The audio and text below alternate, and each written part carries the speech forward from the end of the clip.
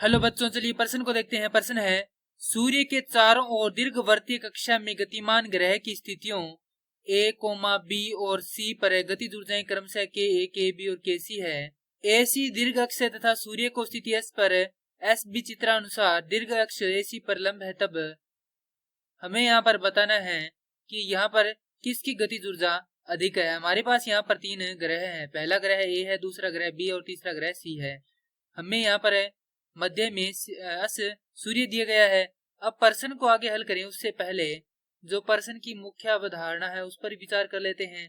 तो इस प्रश्न के लिए जो मुख्य अवधारणा है वह हो जाती है केपलर के ग्रहीय गति का तृतीय नियम। अर्थात हम यहाँ पर यह देखेंगे कि केपलर के ग्रहीय गति का तृतीय नियम क्या कौन सा है। तो केपलर के ग्रहीय गति का तीसरा नियम है कि किसी एक दीर्घ अक्षीय कक्षा में सूर्य के चारों ओर ग्रह की घूर्णन समयावधि का वर्ग उसके दीर्घ अक्ष के घन के समानुपाती होता है।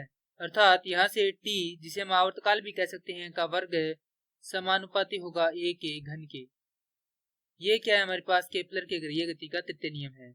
अब यहाँ पर t आवर्तकाल है और a क्या है, यहाँ पर दीर्घ अक्ष की लंबाई है।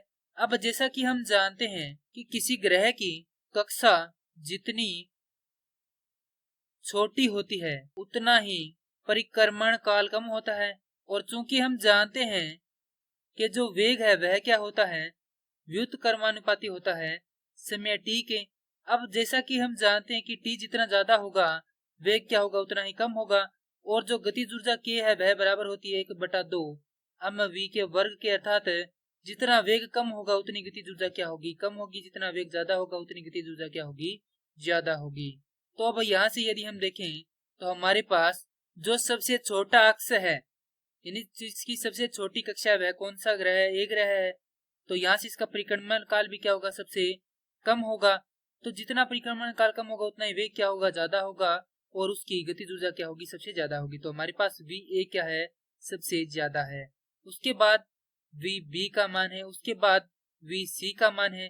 तो यहाँ से हमारे पास ka क्या होगा, सबसे ज्यादा होगा, kb उससे कम होगा और kc क्या होगा, उससे कम होगा। और यही हमारे प्रश्न का हल है।